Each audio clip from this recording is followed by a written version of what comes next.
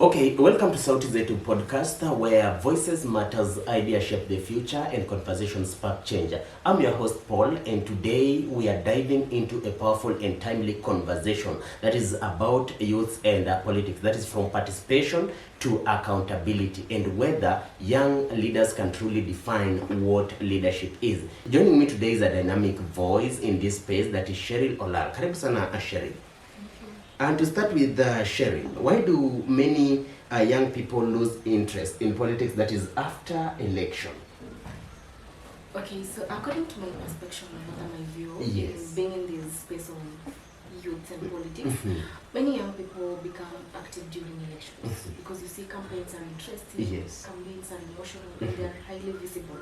You understand when I say they are interesting. Okay. Moving from this point to the other point, going getting these, you get your 200 here, you go there, you get your 500. Yes, that usually happens. Yeah, and the emotional part is where you attach to somebody, like you follow someone and you're like, this is the person that I want to win.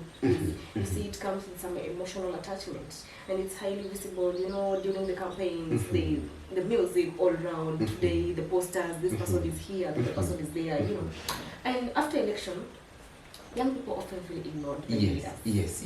Especially when some promises are not fulfilled. You see, when these leaders are campaigning, they're like, I'll do this, I'll do that, I'll give you jobs, I'll take you to school if you're a young person, just belong for me, I'll take you to college, and I'll do this, I'll make these roads, I'll build these schools, I'll build, they have several promises. And you see, when these promises are not fulfilled, some believe that their voices no longer matters once the leaders are elected. And you see the lack of civic education, the limited opportunities for meaningful engagement, corruption, and toxic political environment can also discourage youth participation. You understand when I say toxic political environment. Some environments are very violent, And in many cases, politics are treated as events rather than continuous process of governance and accountability. Okay, Cheryl, talking of politics being treated as an event rather than governance and accountability, what role should these young people play in holding leaders accountable? Okay, youths play a very critical role in strengthening democracy and good governance. You see, one, they can participate in public participation forums and community meetings. Because in public participation forums, we always have our leaders come on ground, and this is where you can air your voices. You can say, for us as young people, this is what we want done for us. We want this road to be like, maybe the roads to be made. We want these water projects to be drilled, Yeah. And that is why you can also say, young people, we are unemployed, and when this project is being done, we would like young people from this area to be involved so that you can go get, you can get something out of working from that place. Young people can use social media platforms to question policies and expose misinformation. Using social media platforms just doesn't mean you're going and posting to oppose someone that you don't like, but then using it responsibly. We can track government promises, the budgets and the development projects. You see, the government promises where they be like truly, you understand with the terms that you use in politics. I will, So, and the budgets, the budgets that are the budgets that are assigned to, or that are placed aside for a certain project. These development projects, are they done to the standards? Do they meet the quality? Do they meet the money that was placed for it to be done? Is it done of quality?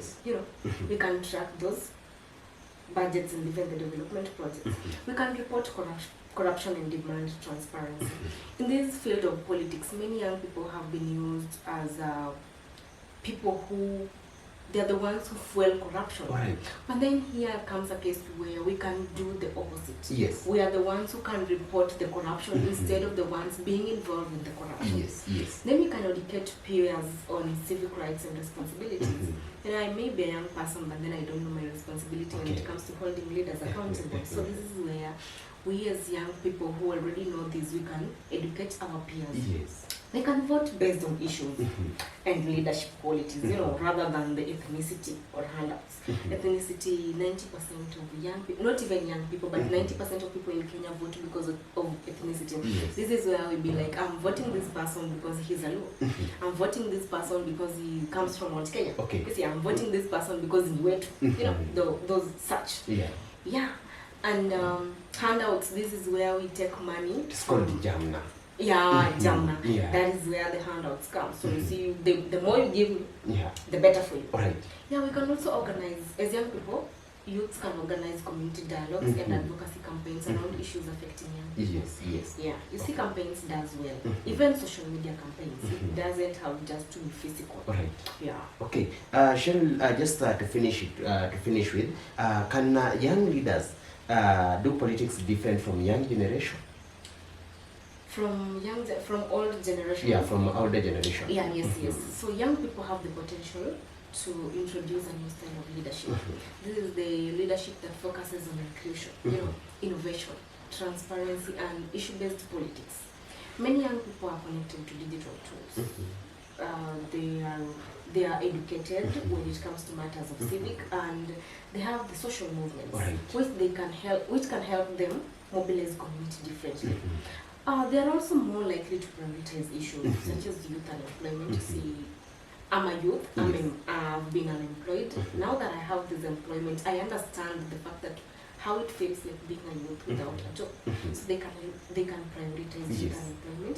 They can prioritize mental health, things like climate change, and even digital rights and gender equality. You see, in as much as the government of Kenya has the two-third gender rule, but then we still have the equality when it comes to gender. Women still hold, like the seats that women hold when it comes to politics are still fewer compared to men. Yes. Yeah. So, and however, positive change depends on values, the integrity and leadership style, not just age.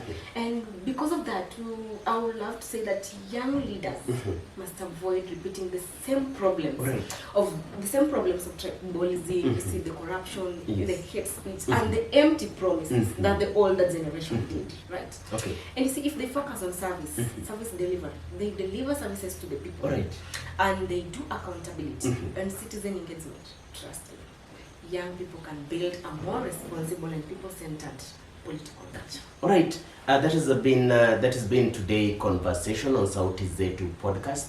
That is a real talk on youth, leadership, and the future of our politics. A big thank you to Cheryl for sharing her insight and perspective on you, our listeners. Remember, your voice matters. Change doesn't happen during election. It starts with the everyday accountability. Stay informed, stay engaged. Thank you.